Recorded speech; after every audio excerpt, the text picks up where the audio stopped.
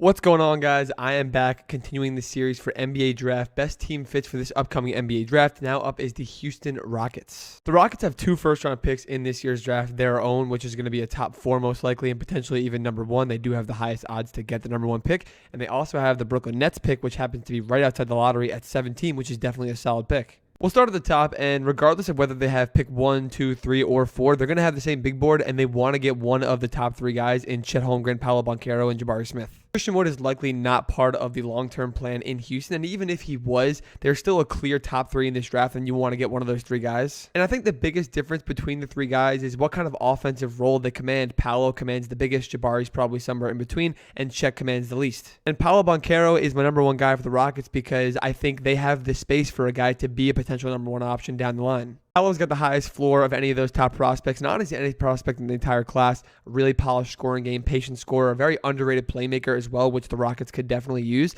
And I think on a longer, bigger NBA floor, he's really going to thrive. Jabari Smith could very well be the Rockets' number 1 guy and their pick if they get the number 1 pick, and I support that, but he is my number 2 for the Rockets board. Just thinking at 6'10" with that athleticism and ability to shoot the ball so consistently and hot from outside, he's going to be a top-tier player in the NBA. And I think he's a great pick for any team because he really does fit any kind of style of play because he doesn't command a huge offensive role, but he can if you really need him to. And really good three-point shooting and athletic defense, kind of like Jaren Jackson, which who I compare him to a lot, can fit on almost any team. Chet Holmgren is my number 3 on the Rockets big board, not mostly on him, just more on the style of play and how he's going to fit into the Rockets. The Rockets could not care about positional needs at all, and they could just take the player with the most upside. In that case, they would probably take Chet at number 1 and just figure it out long term. I just think that Chet does play best off of a consistent quality playmaking point guard, which I question if the Rockets have that in KPJ or not for long term. And I do think a front court of Chet and Şengün is extremely interesting to say the least. They're 2 of the most unique players you'll find in the NBA, and to be ridiculously entertaining, again, it could probably work long-term if things did work out in the development process. Somehow the Rockets didn't get a top 3 pick. They could consider Jaden Ivey there. I just don't know how well it's going to fit, but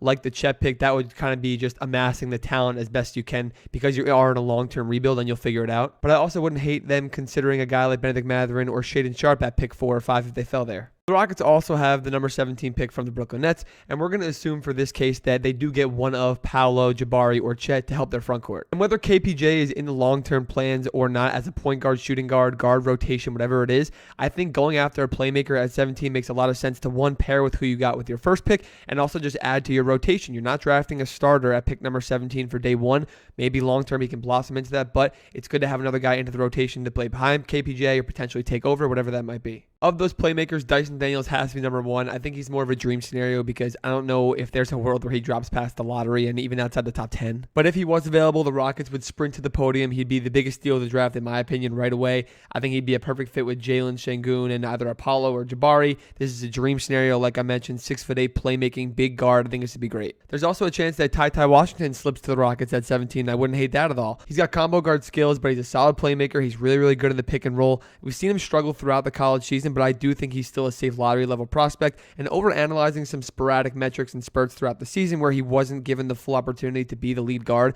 because Sahvir Wheeler was the true guard would maybe lead to a situation like we saw with Tyrese Maxey falling to 21, another Kentucky combo guard who became a steal, and maybe Ty could be the same thing. Another playmaking guard that I like here is Kennedy Chandler from Tennessee. Obviously a smaller guard, only 6'1", but in his year at Tennessee, he convinced me versus elite college competition that he can run the NBA offense. He's a really crafty playmaker, and he uses his small size to his advantage at times where it's not an issue. Very much like Trae Young, he uses quickness and agility to get in the lane, crafty passer out of that and out of bad situations. And I feel comfortable for any team who wants to take a point guard after the lottery taking Kennedy Chandler. I think once you get past those 3, you could consider guards like Alondas Williams or Ryan Rollins, but I think it might be too high at 17, and I think you're better off, especially in a long-term rebuild like the Rockets, like I mentioned before about Chet and Ivy, etc., amassing the best talent you possibly can and kind of just figuring it out from there. I do think the Rockets have room for some wing play. Jae'Sean Tate, Kenyon Martin Jr. are 2 of the younger wings that are developing well, part of the future, but 2 is never enough, and neither prospect is really going to be any all-star caliber player, and this range at 17 is potentially a perfect fit for a couple of wings. First, I love Marjon Beauchamp out of the G League Ignite. He's an athletic wing. He's got an expanding, developing outside game that does need some time, but it is showing much improvement. And he brings something that Jayshawn Tate and Kenyon Martin don't have, and that's length and athleticism. He's slightly taller, but he's got a 7-foot wingspan, and he loves to play above the rim, so I think that would really diversify the wing room well. Similar reasons to Marjon, I also like Kendall Brown to be considered at the Rockets here, and I don't love Kendall Brown that much. He's fallen on my board throughout the season because of a lack of on-ball play and outside game, but he's one of the best, if not the best athletes in the entire class, the best dunker in college basketball I saw last year, an elite athlete above the rim, and getting one of the youngest, best athletes in the class at pick 17 outside the lottery could be an incredible steal. And the Rockets are one of the only teams within the top 20 that I think makes perfect sense to take Kendall Brown. I think another guy to consider is Ousmane Dieng here at 17. Definitely more of a long-term project, but a 6'10 wing with playmaking skills is so unique, and to get outside the lottery could be a potential crazy steal of the future. And proper development could definitely let Ousmane become a star in the NBA within a few years, and getting a guy like that at pick 17 would be awesome. I think he would help the playmaking style and also the wing room. You don't have a guy like that, and nobody does really in the NBA. For the Rockets' first pick of the draft, which is likely to be top 4, potentially even the number 1 pick, I like Paolo Banchero, Jabari Smith, and Chet Holmgren as the top 3, and then a massive drop-off, and then just to Jaden Ivey and probably Mathurin and Shaedon Sharpe. And then for pick 17, which they got from the Brooklyn Nets, I like them going after a playmaker, preferably a guard, like Dyson Daniels, Ty Washington, and Kennedy Chandler, or helping out the wing room and going for a guy like Marjon Beauchamp, Kendall Brown, or Ousmane Dieng. Appreciate y'all as always for watching and supporting. Don't forget to like and subscribe if you haven't already. You don't want to miss any of the NBA draft and college basketball content that's going to continue to come throughout the summer. And make sure to comment which team you want to see next if you haven't seen your team already. Appreciate y'all. Peace.